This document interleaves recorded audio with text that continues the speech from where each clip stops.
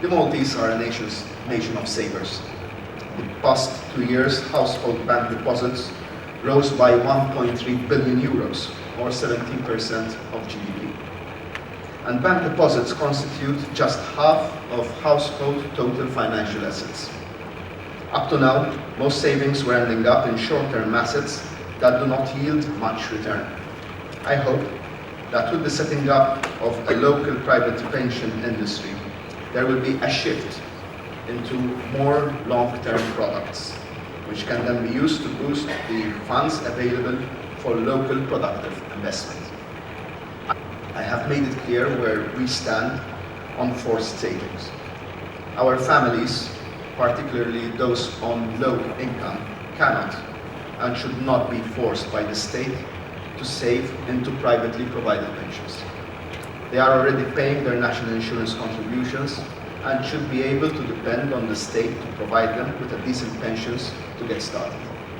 We deem the current levels of national insurance contributions to be sufficient to that regard. Most of our pensioners are homeowners and have invested most of their incomes to acquire this substantial but very illiquid asset. We want to ensure that pensioners will be able to access this wealth without necessarily losing ownership completely. Home equity release is already happening in practice, and it must be regulated, because some of the stories I hear are honestly horrific. The other area where we need to make steady progress is enabling older persons who want to work longer to do so. The employment rate of older persons in Malta is very low, 36%, against the EU average of 50%. Our social security system places a number of hurdles to those who opt to work longer. However, employers also need to change their mentality and attitude towards older workers. When we talk about age-related liabilities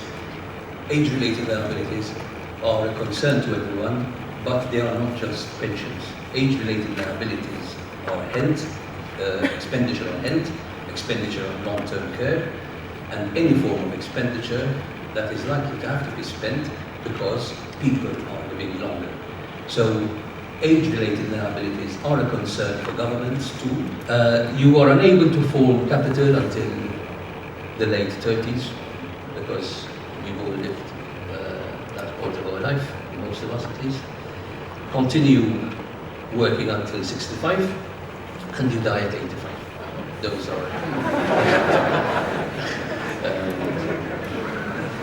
fairly blunt insurance jargon.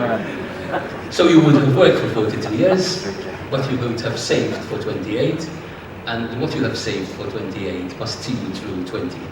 Now what is going to happen for sure is that the 28 and the 20 are going to come very close to each other. So you would have saved for 28, but the 28 would have to serve you a good 30.